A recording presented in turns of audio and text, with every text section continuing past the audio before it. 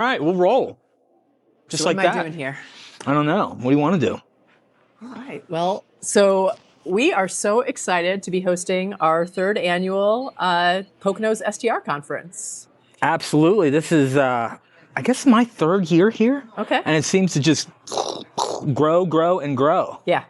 Yeah, no, we started out at Camelback, and Camelback was a little bit tight for us. Yeah. And then last year, I think it was probably the same registration count, but of course a much bigger venue. Yeah. So it maybe didn't have that full vibe. This year, we have increased our attendance. We've increased our sponsors, our exhibitors.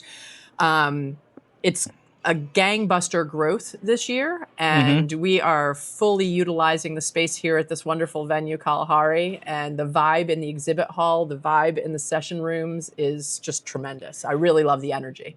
I mean, absolutely. Like, I love obviously coming to these sorts of events, just not only to network, but to learn stuff and to meet people like yourself.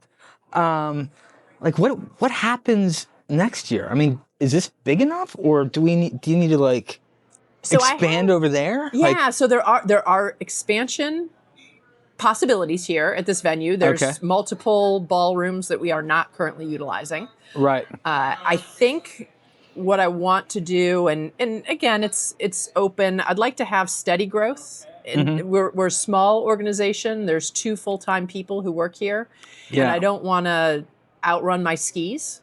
So I'd rather put on a really good conference that draws solid attendees and generates value for our sponsors, exhibitors, and our attendees, than have some arbitrary growth number that maybe diminishes the value or the quality. And I think short-term rental owners are going to understand that too. You want to have steady growth that is thoughtful and where we can deliver the quality conference that our attendees have grown to expect. And deserve, for sure. I mean, what is the saying? Quality over quantity. Absolutely. And I mean, I think that's just important everywhere. So tell me about you. Like, have you always been here? Are you an Airbnb? Are you a host yourself?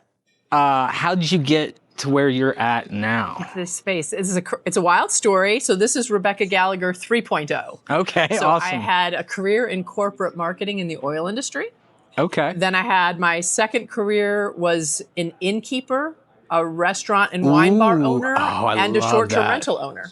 Yeah. So I was in... Was that local or somewhere else? It was in Lancaster County. Okay. In Ephrata. I owned a historic property. So I have been in the shoes of these exhibitors. I've been in the shoes of these owners and operators. And I've joined professional associations. I understand the value that they bring. I think the unique value in this space, anytime you're a member of a professional association, a trade association, you get that networking and that education. There are a lot of other places that short-term rental owners could maybe get that. We aren't necessarily unique in that space, but where we are unique is in advocacy. And it's truly needed in short-term rentals, where in a lot of areas, short-term rentals are seen to be the enemy. I mean, you may as well be putting up a prison next door. Yeah. People, it's not in my backyard. And I think that there's a little bit of a fear factor about what having a short-term rental next door to you could mean to your neighborhood, could mean to your community. And so having a collective is very important. You working on your own to try and tell that story is very difficult. Yeah, for sure. But if we can get someone who's representing Monroe, Carbon, Pike, and Wayne, and to tell that story over and over again and work with those townships and those elected officials to have a voice that demonstrates professionalism, collaboration, a willingness to work together, and to understand right up front that we have a shared goal. And that shared goal is a beautiful community. Right. I mean, if I have a short-term rental in a community that's a dump, Right. that's seen to be a dump, well, that does nobody any good. So we all need to work together because we do have that common goal. And I think sometimes that gets lost in the fear. Yeah, for sure. I mean, I see it all the time, you know, whether I'm just going through Wawa, you know, you hear whispers.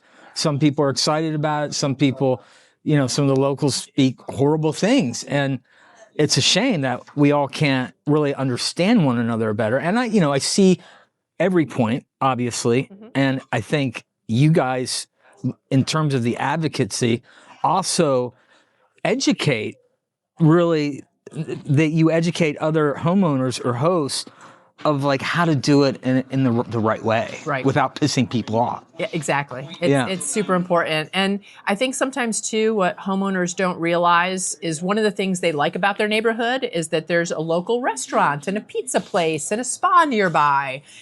And those things are supported in large part by tourism.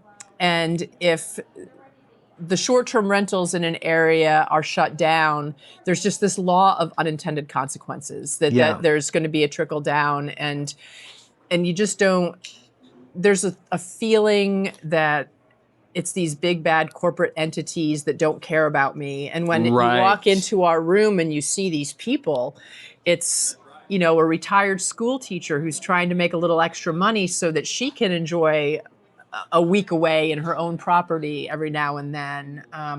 Somebody who's, works in healthcare and is trying to build up a nest egg so she can send her kids to college. Yeah. I think there's a lot of perspectives that people don't necessarily see about the short-term rental space. Yeah. But it is a really strong economic driver in communities. And if properly regulated, I mean, we are in favor of regulations. We do not want bad operators, bad neighbors there. They hurt things for all of us. Right. So by elevating the professionalism, by elevating the education, we feel like we're doing a service to everyone.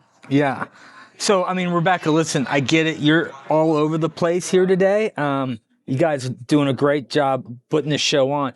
But before I let you go, and I don't know how much time I get with you. I mean, I could probably take a good hour of your time, but I know you don't want that. Maybe not today, some other. Yeah. So if we were to take out the crystal ball, and just kind of project, and again, you don't have to go be crazy with it, but if we were to project 5 years and then like 20 years, where do you see this market at? I see everybody looking back and saying, why did we think that was such a big deal? Yeah. Where there's this thing that's an outlier, and that thing is going to evolve into something that is completely normal. Mm-hmm. And I see a world where all of a sudden now middle-class people who could have never owned a vacation property themselves, they don't have enough money for a second mortgage. Yeah. That they can own properties and have a place to stay in themselves that maybe generates a little bit of revenue, and that becomes a part of their retirement portfolio. Yeah. And it's a place they can go on vacation. Yeah. And it's just, I think that in my crystal ball, people will look back and say, what was all the hullabaloo? This worked out just fine. We thought it was going to be a disaster. We thought it was going to be horrible to our communities. And we were wrong. It's great. It's a benefit to our communities, and that's how I see it going. And awesome. I hope to be a part of it. Yeah. Well, awesome, Rebecca. I'm going to have to take you up because I can really start picking your brain in a lot of different directions. So this is good. I'm glad we did this. Awesome. Well, thank you for making time for me. Yeah. Appreciate it. Have a great day. You too, Rebecca. All right. Awesome. That was fun. Cool. See, it wasn't as bad, right? No.